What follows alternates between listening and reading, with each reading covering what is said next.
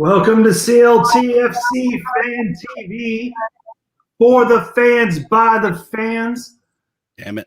We put this show together so quick tonight to get it out to y'all because we know you want the information. So let's bust it out right now. Lee, what's going on? What's going on? Yes, new manager notice, right? Miguel Ramírez. Join us tonight. We got Jorge from Top Bin 90. What's up, Jorge? And we have Vaughn from MLS Aces, right, Vaughn? Yeah, MLS Aces, 9607 MLS Pod, everything else. Everything else. So, fellas, man, breaking news, right? Unofficially breaking news. Hold on. Lee, real quick, just to keep it real.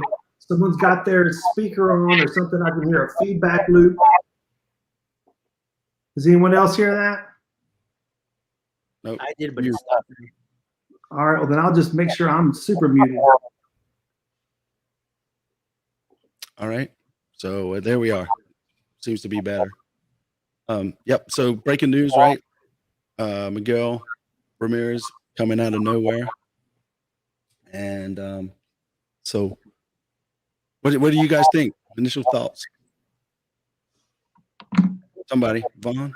Sure, I'll go first. Yeah, I think it's fantastic. I mean, it's a signing that I think is going to be respected by a lot of people in outside circles. It's definitely a big name coming out of South American football. I don't think many people had his name pegged early on for coming to Charlotte FC. I know I'd kind of discredited the thought of it, considering he just had made an appointment back in March. So yeah, I think it's a really big signing for us. More high profile than maybe the John Hackworths that we were talking about. Yeah. But yeah, no, this is a positive signing. I think it's a really good signal of intent by the Charlotte FC front office and the team of what they want to see of the style of play. I just love that this is one more piece of the puzzle, right? Like now we have an idea of the direction things are going to go. We can start to see how players fit into a style that is clearly defined, right? We can go watch game tape of a specific manager, see what he likes to implement, what he tries to do, and see now how the players that are signed to Charlotte FC, how they fit into that. So that's really exciting. Yeah. Top Bin, man, what's the word on the street? You've been out there drumming up the news all day. So. Yeah, I've been excited. I've been everywhere today, it feels like. I'm very excited about the signing, and I will let you know the 3 reasons why. And so the first one is, I think one of the things that Zoran talked in the past was that he wanted to play possession-based attacking football. And I think this is the type of coach that's going to do that. I mean, if you look at the systems that he implements, he's an attacking-minded football player or coach. You know, the second one is that he knows how to work within a limited budget. I mean, the team, Independiente del Valle, had one of the lowest budgets. And, he was able to beat teams like Independiente from Argentina, U Católica, which is a big team in Chile, and Corinthians through that 2019 Copa Sudamérica that he won. So, a lot of managers don't understand or don't have – some managers don't come in with that mentality of learning how to work within a budget. And I think having him coming into the MLS where, we've got GAM, TAM, designated players, like having that philosophy, understanding to work within a budget, he's going to be able to do that here, which I like. And then the third thing that I like is that that team that he coached at Independiente del Valle, four of the starting players through that whole tournament were from the academy. So, that's a really interesting point because, that's something that Zoran and a lot of people in the back talked about, like, hey, bringing in a coach that can not only know how to play with the team, but also can bring up informed players. And I think it's going to be I think it's a great signing. I personally feel like it's high risk reward. Like, if you give him enough time and the right type of players to play within his system, which he has to get right, then it'll work out. But, when you saw his most recent team, Internacional de Porto Alegre, they didn't give him enough time, and he was let go. So it's a high-risk, high-reward kind of signing, in my opinion. Do you feel it's part of the whole progressive line? To me, it feels like, We're going for it. We're going for it. We're going for it. Let's keep the pedal to the metal. Let's it's progressive.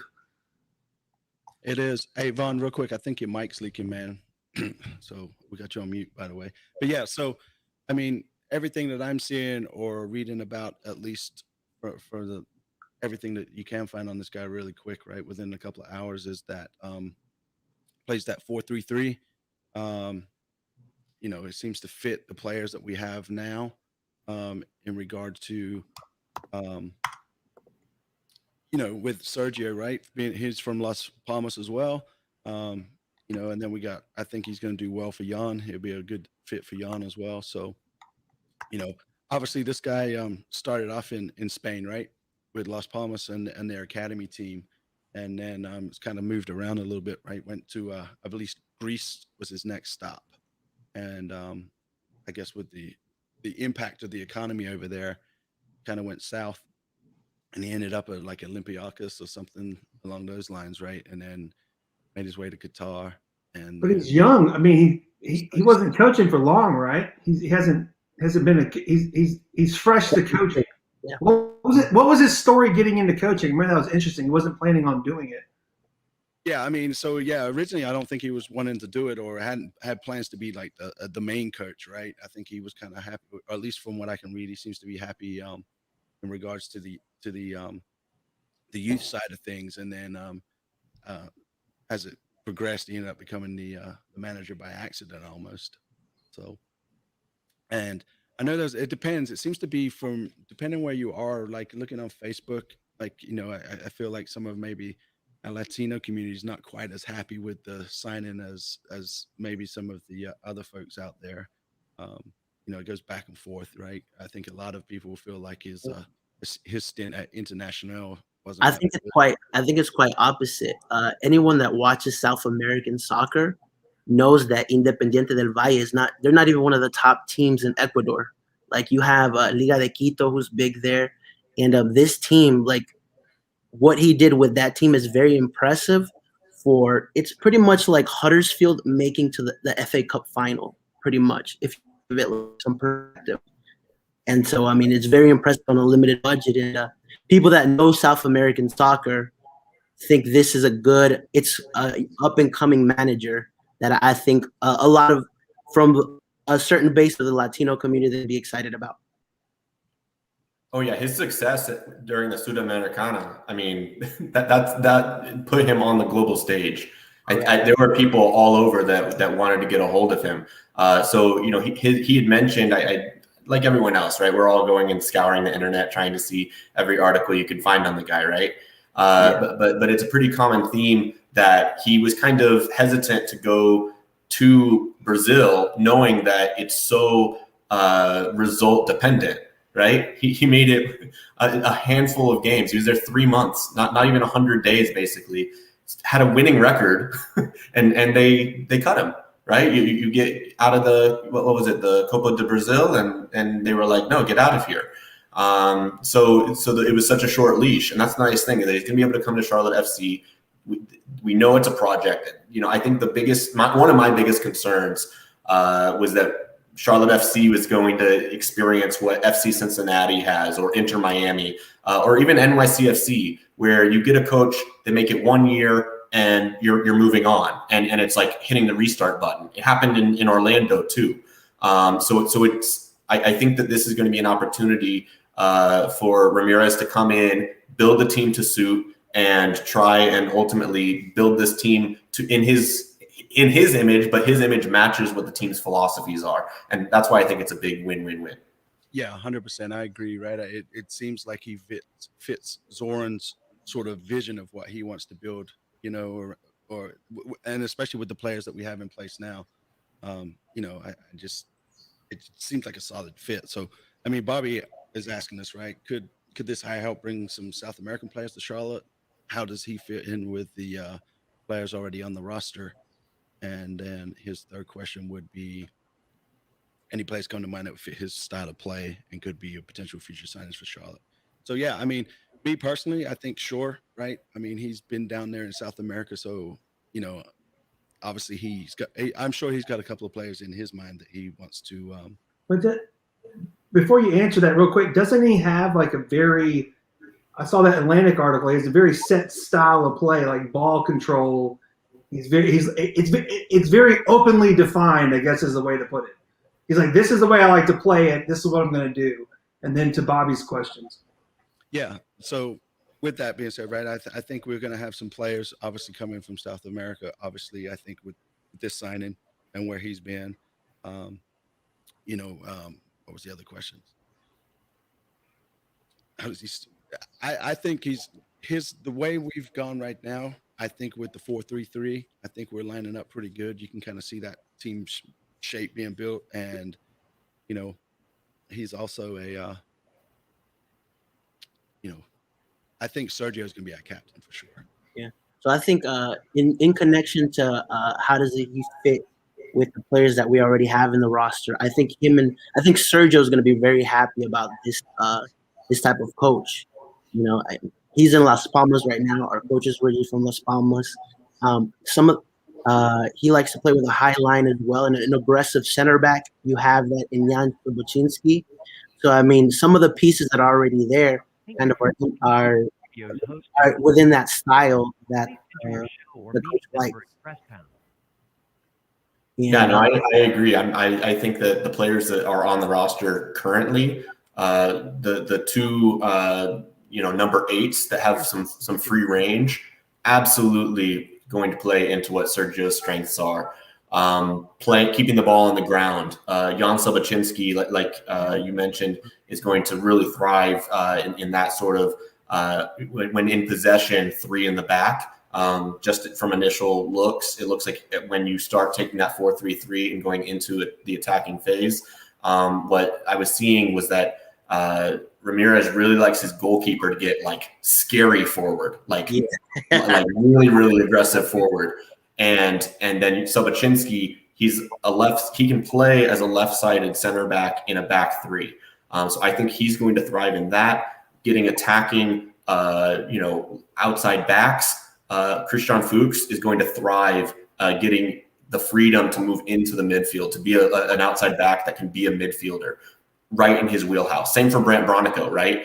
When he was really successful at Chicago, it wasn't when he was playing as a midfielder. It was when it was Veljko Paunovic, who we talked about in the coaching episode, moved him to outside back. He was a right back, but he had the freedom to get into the midfield and dictate some play from there. So I think that the players we've got, absolutely, the versatility of them is going to play right into what Ramirez is going to want to do. Yeah. Adding on to that, I think the type of players that we get, that he's going to get, that's going to be the main key in terms of whether his system is going to work or not, right? I mean, like, I'm already seeing there's a very special profile of goalie that you're going to need for his system, right?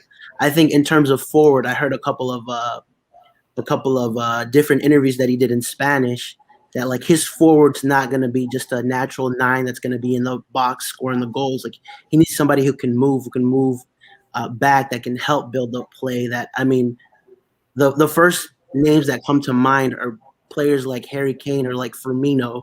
Like Harry Kane showed under Mourinho that it's not necessarily just a striker. And Firmino, that he helps move within that front 3 of Liverpool. So that's the type of striker I think that we'll get for his team. I think that those positions will be key. Goalie, the type of striker that we have as well. Keeper for sure, right? That's going to be a huge one. And not to get sidetracked, Horfa is supposedly going to Huddersfield, so we might be able to sneak him. He looks very reasonable. Going to Jorge, real quick though, what kind of keeper do you said that he prefers? I think someone that can play well with his feet, I think, is going to be important. Okay. If the goalkeeper cannot play with his feet, don't come here. I don't care how good you are as a shortstopper. Yeah. I mean, so Victor asked, like, will we use the 3 DP spots for our forwards? I keep on going back and forth with this, and we chat offline about this too, right? It's like, do we spend that on 2 forwards and maybe like an attacking midfielder? Do we worry about maybe 1 forward and some wingers? Vaughn, what's your thoughts on that, man? Well, first of all, we know that it's going to be a 4-3-3, right? So you're going to have a target forward in that setup. So I'm expecting, in MLS, you pretty much have to have a really good central number 10, especially in a 4-3-3. I think a central attacking mid and somebody that is good with the ball at their feet, connecting play, short passes, breaking lines. If you look around the league, a Ladero, a Heel, even before Javinko, a Valeri, you've got to have that guy on your team to be successful if you're going to be going for any sort of titles in MLS. Even before NYCFC, right? Maxi Morales, same sort of player. So I think in MLS, you've got to have that guy, and I expect a number 10 to be in the mix there. A center forward, absolutely. You look at all the teams that play 4-3-3, whether it's LAFC, it's Sporting Kansas City, they have that big name person up top, and that's one way that you can be really successful. And then also, I think just in MLS, I don't think it's a good idea to use your DPs on defenders and on goalkeepers. It really cash straps your entire roster build.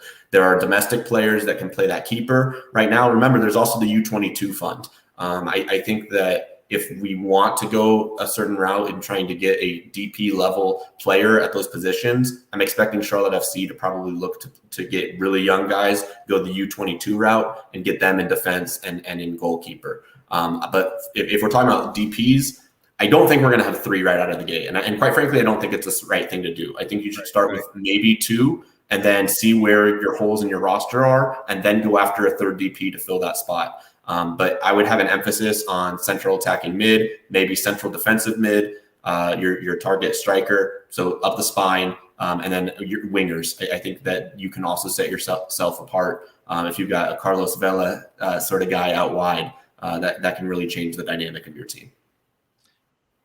All valid points, right? And I mean, again, I agree with you. Goalkeeper, defenders, don't use your DP on them.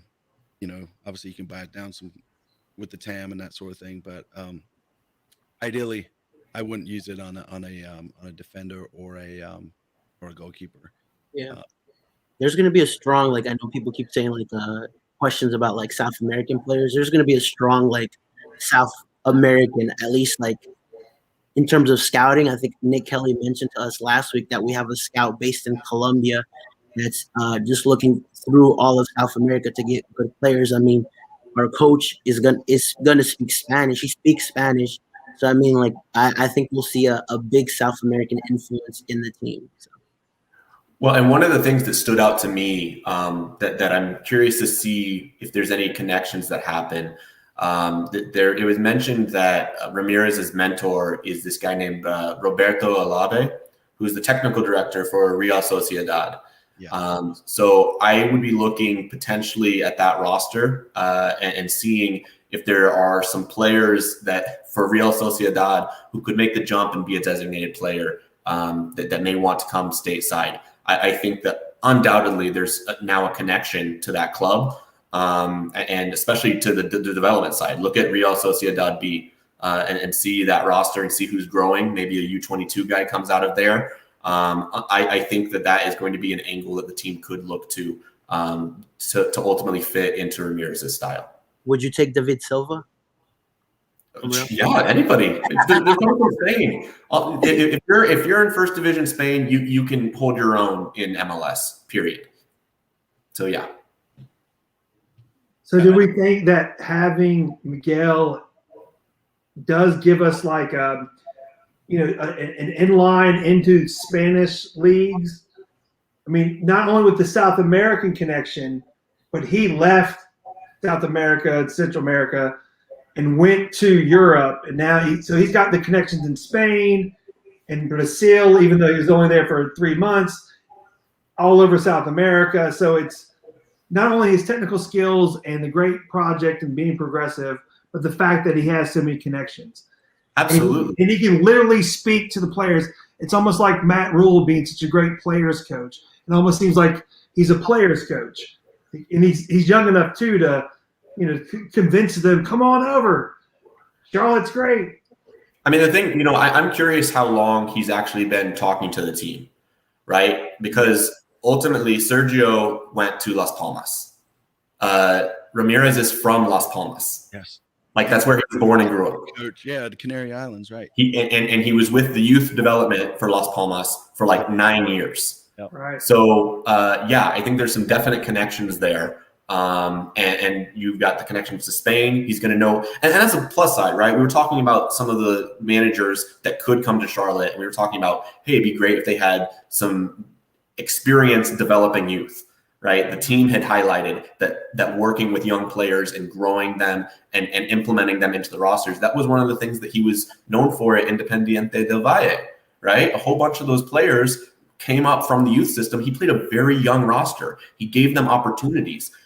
I think I saw on Transfer Market, he was only, for 3 months with Internacional, and he played some like 43 players, 42, 43 players.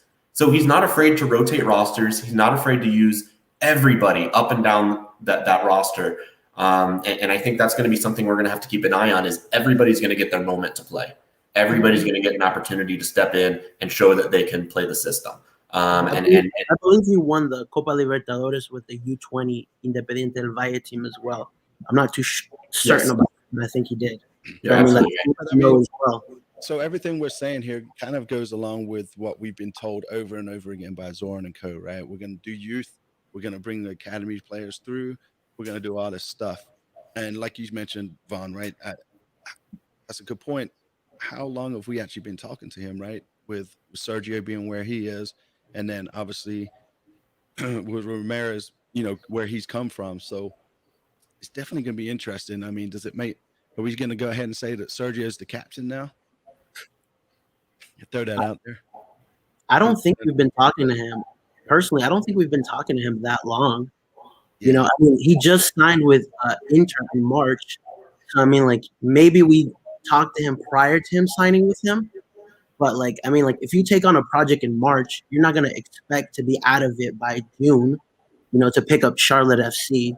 So, but he could have been the guy that was top on the list a year ago, right? Yeah. When they were planning to start in 2021. Right.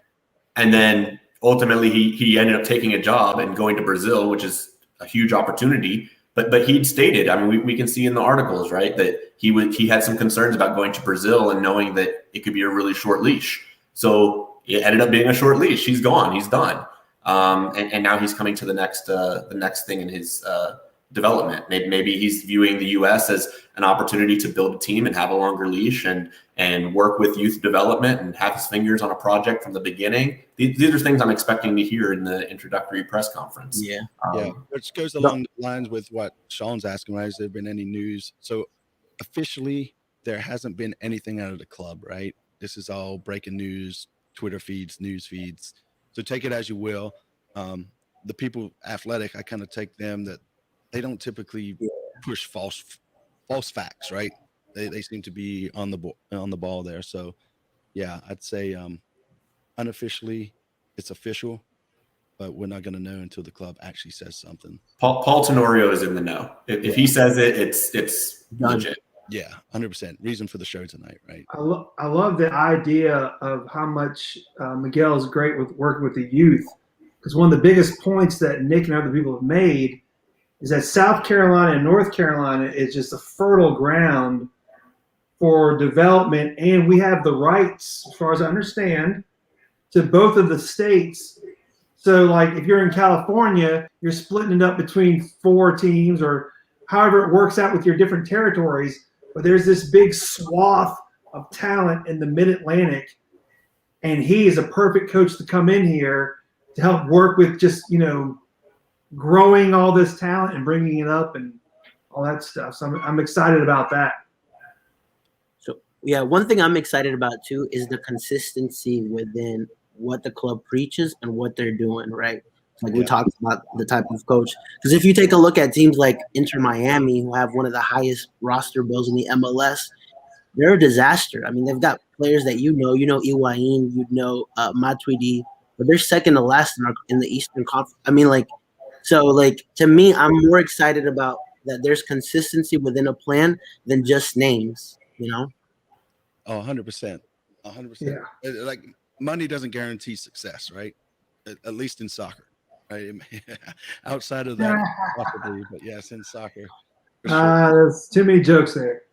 Oh, one too many jokes, yes. So to Heidi's question, right? MLS coaches generally younger than European managers, or is he just super young and what are the pros and cons with that, right? So I would just say, typically, at least in Europe or at least England, right, they seem to be a little older in the Premier League, but as you go down the lower leagues, right, they're learning their trade and that sort of thing. So, I don't know if that's a good thing or a bad thing for the MLS. It's definitely, the league itself is growing. So, the young manager, young players, that sort of thing. It's just a young league. So all around, I think it just goes with that, right? It doesn't. Go ahead, Vaughn. It looks like you got. Yeah, no, I mean, I think the only older coach right now is Adrian Heath. Yeah. I think outside of that, MLS is quickly establishing itself as kind of a stepping stone league for coaches, right? We see where Tata Martino can go and coach Mexico. You've got Jesse Marsch now going over to the Red Bull system to Salzburg. And now Leipzig. I think that ultimately there's been this like growth of managers in the league. We've had a whole slew of coaches that were former players, right? You've got the Ben Olsens, the Vermes, the Jason Kreis, and then that group's kind of aging out or have been around for a long time. If they've got a job, they're set, and they might cycle through a couple positions in MLS. But I think now we're seeing more of the Rafael Vicki's, the Mark Dos Santos, even the Veljko Paunovic, right? They're trying to find those guys that are up and coming coaches. It's escaping me who's in DC right now. Hernan Losada, thank you. That's the sort of profile coach that I think MLS teams are trying to go after, is those up and coming, high profile coaches that have really high ceilings, can develop young talent, and they know that they may be going to their next big thing with a national team, maybe going to Mexico or maybe going to Europe. Yeah. So the best word I would use in terms of the coach is potential. It's not really experience or youth, it's potential. Like he has a very, very high ceiling, and based on what he's produced so far. So I think it's a great, everything that Vaughn talked about, spot on. I mean, if he comes and does a great job here, his next step is either Europe or like a national team. Yeah. And I mean, I think we've all kind of accepted that MLS is kind of, at least for the more quality players and obviously managers too, right, that it's kind of a stepping stone to Europe. But in the meantime, we get to enjoy the sport over here as it is. And thank God we have Charlotte FC right down the street from us, right? So, yeah. So question, right? I know a lot of people have been kind of going, like, his stint in Brazil was what? 3 months? Yeah, right. Was it?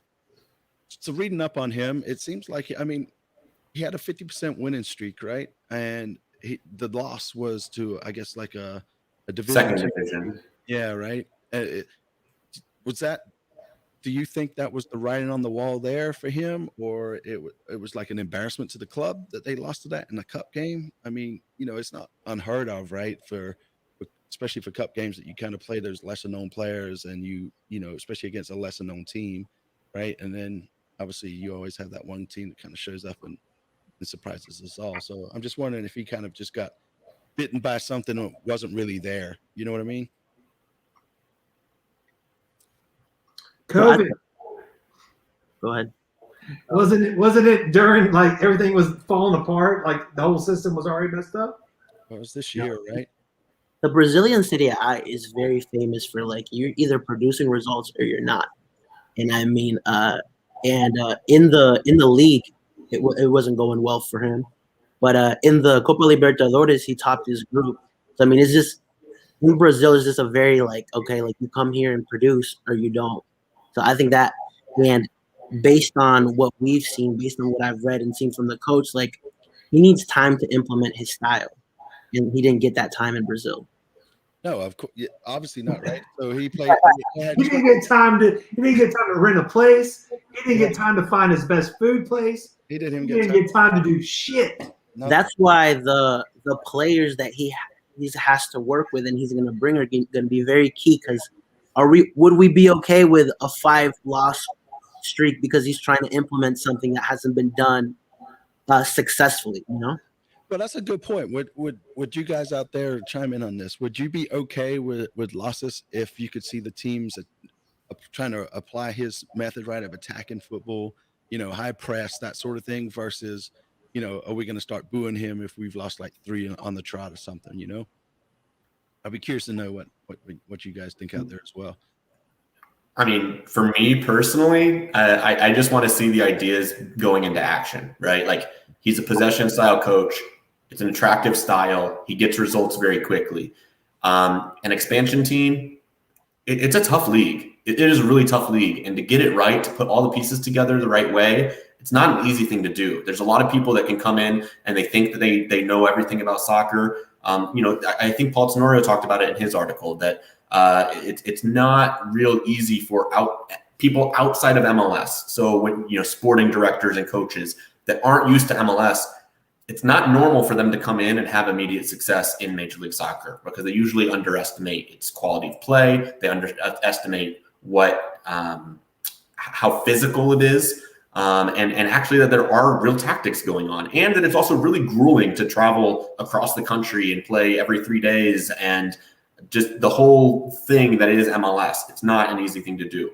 So yeah, as long as the ideas are being implemented, as long as we see those things happening, we'll know, right? Like if what's happening is the team's just getting beat on the counter, okay, they need to shore some things up. But if we don't have the ability to possess the ball, if we have the other teams just down our throats the whole game and it's not connecting play, no, it's not going to look right. It's not going to be working.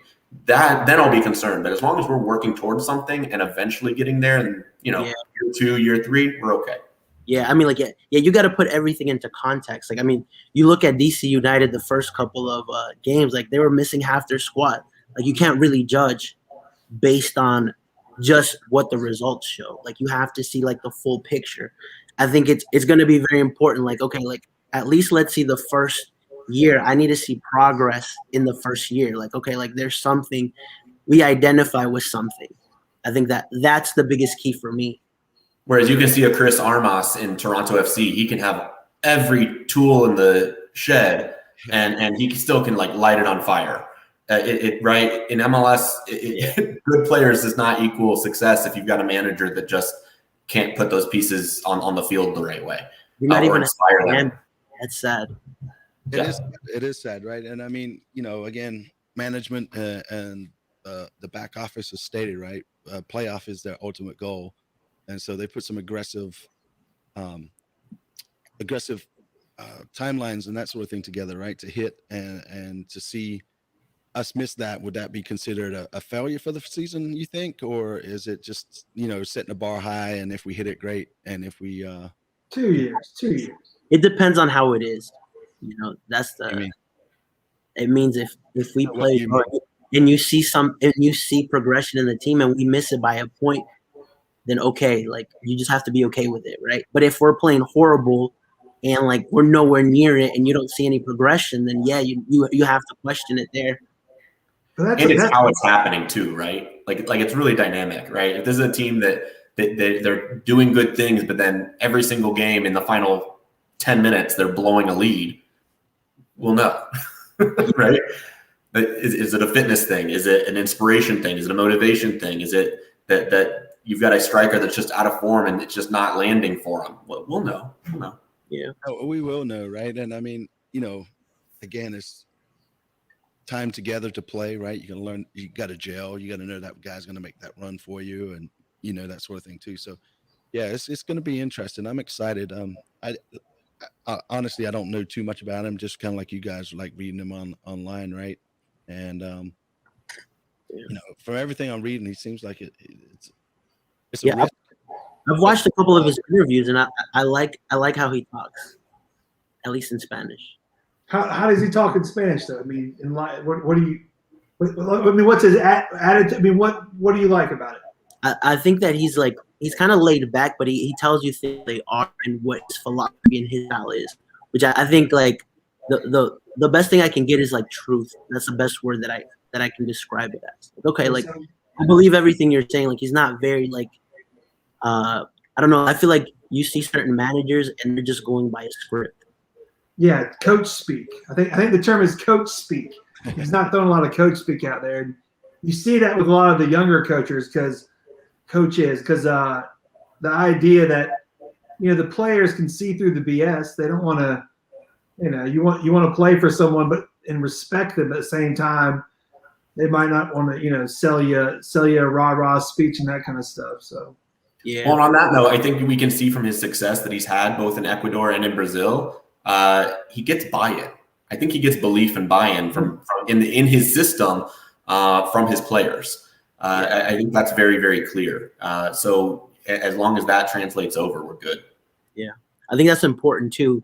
I've talked to a couple different people, especially players, that like once you know a coach like is do or die with their system, like that's a very attractive thing, So like exactly what you said. Because I mean, like you have, I was having a conversation with someone earlier about that. Like some coaches base it off the teams that they're playing, which don't get me wrong, still can be effective. But like when you have a coach that's bought in and in belief to what he wants to do, then that's a very attractive thing to players. And I think he even mentioned it in one of his interviews. He said he'd only be willing to take jobs that play his style of brand of football, which I mean, like that kind of eliminates other teams that you would say, hey, like I'm not going to take this job because I have to conform to what they want me to do and I want to play my style. So with that being said, though, right, with his age being 36, right, I mean, obviously he also didn't really play the game, right, at a high level either. Could that hinder his message, like putting it out there if we get some, more, not to say Fuchs in general, but, just to kind of throw that name out, like if we get somebody with his caliber in, is there more pushback? Is there a chance that the locker room could be lost early on because something's not happening on the field? I mean, from what I've seen, he really likes players to have some also freedom in the style, right? Like fullbacks. If you've got somebody that likes to be a fullback that can get forward and the idea is that they're inverted and cutting inside, right? That they're getting inside rather than staying in the outside lanes of the field. So that's something to keep an eye on is fullbacks that like to be attack minded. That you have the free flowing eights where you have the guys that have some freedom to range around and do some things. One of the things that I was reading, I don't remember where it was that Ramirez views the game kind of like chess, right? Where there's certain parts of the field that he wants to dominate. And I think that's going to be one of the really fun things to watch and see is, okay, what pockets of space on the field are we consistently trying to control and dominate? I think we talk about, zones on the field and certain triggers where you press. He says, I read a quote from him that was talking about there's going to be times where it looks wrong, like it looks dangerous, like the players are doing something that you don't typically see. So to me, that tells me that this coach is very philosophical, right? He has some ideas and some concepts that he wants to try, wants to prove out, and has done with success elsewhere. So I think that's what's going to be really cool to see is I think it's going to be really unique to MLS in what he's going to be trying to do, especially with the goalkeeper. I think getting the numbers advantage in just getting that goalkeeper further forward is going to be a really unique thing to see how does that work in MLS? Like, is that a trend-setting thing that we're going to start to witness? I'm excited to see what happens from that. And the good thing is, like, it's not like just somebody new talking about the philosophy. Like, there's a track record with a team with a very limited budget that he actually did it with, and it was successful. So that to me just makes me feel more confident. There's one thing to say, oh, this is the type of coach I am, and this is what I'm going to implement. But like, okay, like, hey, let's look at his resume. And, oh, he did it with this type of team with this limited budget. Well, I mean, going back to Vaughn's point about the goalkeeper, it could be scary and fun at the same time, right? Because if we're playing possession and we lose it cheap, right? I mean, look at Czech Republic when they scored that goal, right? The goalkeeper was basically halfway between the box and midfield. I mean, you could easily get caught out if you're not playing it right. The way I kind of pictured this in my head, and from what I'm reading, not only does he look like Pep, he sort of also coaches like Pep, right? Defense up top and that high pressure and that sort of stuff. So, yeah, I'm stoked. I mean, obviously, I didn't see this name coming out of I had no idea. I figured it would probably be some European coach like in the Yeah, Premier we all League did. or something. Even like Nick talked last week. He was like, "Yeah, we're looking to have an assistant who speaks Spanish, like an assistant coach." That you remember he said that. Yeah, he put us up. He sent us Yeah, up. he led us over here, and then Nick, if you're watching, man, we're on to you now. Don't look over here. Don't look over here. Yeah. I love the idea what like Vaughn was saying earlier to the point of it. It makes me think of the type of coach that has such a system and philosophy and passion that he might be waking up in the middle of the night and thinking about like, oh, what, or when at least when it came to, what if I put, that zone there and brought the keeper here and, Like I'm not good enough with all the different positions, but he sounds like the type of coach that would wake up in the middle of the night and scribble something on a pad or be out at dinner and be like, oh shit, wonder if I did this. And that's exciting, being young and coming to a place that's such fertile ground, and trying to build it up. Everything's new. And people in Charlotte themselves, so many of us, aren't used to this level of soccer. Well, So I mean, just the fact, and I'm sure just start his team from scratch, right? As the coach, Yeah. right? I mean, obviously Zoran's going to kind of pick his players, but now I feel like there's going to be a better communication. I need this kind of guy, that kind of guy, but just to have that chance, to be that first manager, man, it's fun. Yeah. is going to be. it's like Vaughn said, like we could like already start thinking, okay, this is the type of players he's gonna be going for, Like we So kind of have like a good piece to go off of. Right. So Brian's asking, when do we think we hear about the goalkeeper? Obviously, we don't know when the player's going to get announced, but thinking through the goalkeepers that might fit that slot, Vaughn, do you have any in mind that you would like to see? Not in MLS. That's right. No, but I mean, seriously, I think that there was definitely this thought that, other expansion teams have looked to the expansion draft to bring in their starting keeper or to get assets in the expansion draft that they were able to trade to get their starting keeper. Whether that was Joe Willis in Nashville or it was, Stuver right now in Austin. I think that this signals to me that we're going to be looking elsewhere. That's not the sort of guy. I don't know of a keeper in MLS that would thrive in this sort of setup. There are very few. Maybe we could get Zach Steffen back in MLS. Take him on a loan or something. Yeah. Speaking of that, I think the goalkeeper probably has to lean towards more of a young goalkeeper. If you look at systems of play now, that's something that a lot of goalies they require goalies to be able to be good with their feet. So when you're thinking long term, it's more likely to find a younger goalkeeper that knows how to play with his feet than someone that's already proven or maybe late 20s, early 30s. Yeah, I agree. I mean, the old style, right, was more kind of kick and get it out of there versus, you see it now, playing up and they're just passing it back and forth. And sometimes you're just like, oh my God, man, what are y'all doing? But they play it out the back and they do what they do. And, possession, I think, is huge in soccer nowadays. And hopefully we do that well. But yeah. Sweet. So what other questions? What other thoughts? Jorge, man, you was over at Libera, man. What were you guys chatting about earlier tonight? A lot of this in terms of, everything that you said, we pretty much chatted just in Spanish. Right. So Claudio didn't have any more inside scoop, huh? Because, he likes to hold out and not tell us everything. Oh, yeah. He's got some really good scoops, man. Yeah, that's it. Yes. So, man, what I'm thinking is, we got a new coach. I'm assuming it's going to be announced this week. We don't know for sure. And again, this is a lot of speculation. Just off of a tweet. It's a lot of speculation, but I would say it's like 95%. You know what I'm saying? I'm with you. It's a very top tier source. So yeah, I think the only thing that it does signal is that if he's successful, right? I think either way, if he's not successful, he's not going to have a long time here. And if he is successful, he's going to have bigger opportunities ahead for him. So this is definitely not a coach that we're going to have here for 7-8 years, right? So that's something maybe to keep an eye on is, okay, if his style is 4-3-3, do we stick with that same sort of idea moving forward? Do we find coaches that fit that bill? is there a certain development where we start in a 4-3-3 and it develops into the more popular in MLS 4-2-3-1? What happens over time?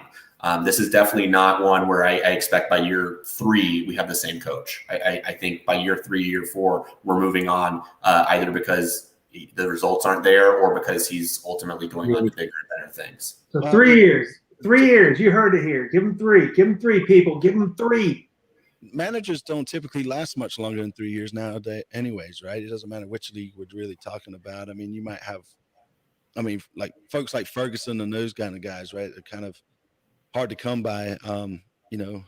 MLS, I'm not so sure. Right? But in MLS, a lot of the teams that are really successful, they do have those guys that stick around a long time, right? You look at Brian Schmetzer, you look at Peter Vermes, you look at Jim Curtin. These are guys that you are working on a project, right? And I think the teams that establish a project and are working towards a bigger and better goal, that have a clear idea of what they want to accomplish as an organization, are the ones that have sustained success. Right. So that's something that over time I'd like to keep an eye on. Yeah. So NB is asking, how do we see Riley fitting into this system, right? That'd be an interesting thing to see for sure. Yeah, I mean, I said when I've watched some games of his, and he's not an MLS number 10 for a really good MLS team. That's just my opinion on it. You're talking about right? If he's our starting number 10, I don't think we're going super, super far. But could he grow into something like that? Absolutely. I've had some conversations with Caleb, and I think he was talking about really liking to see him move to that outside back, like let him go play right back and be that player that likes getting into the midfield, which is part of Ramirez's system.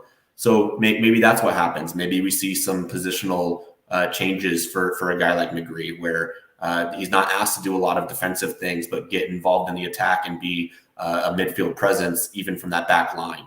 And as a possession person, having that extra passer out there and inverted, right? Because he's left-footed. If you put him on the right side, that could do some interesting things for passing lanes too. Maybe, I don't know. Back to the chessboard. Back to the chessboard. If he likes to play chess, then that's perfect. He's got a left footer. Watching Riley on for Birmingham, right? I mean, like you touched on, Vaughn, he didn't seem to like to come back too much, right? To do the defensive dirty work.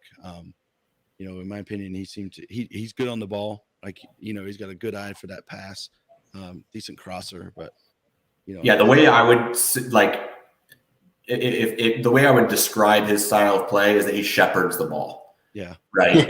like he tries to position himself to urge the ball a certain direction. But that was when he was playing as the number 10. Would he do the same if he was asked to be an outside back and be in more 1v1 situations? I don't know. I do like that he is fast. I don't know if you guys have watched him. Riley McGree, when he gets that go, he is quick. His first step is really, really fast. And he can beat some people in foot races. So once again, that's another thing where he could be good as an outside back, and that he could track where if he's out of position, he's going to be able to win some foot races and get back into play. So yes. So, so the question so the other day, I think it was like Friday or something, right? We saw a tweet where Zoran was on a flight to London. We're not sure where they signed this contract for the manager.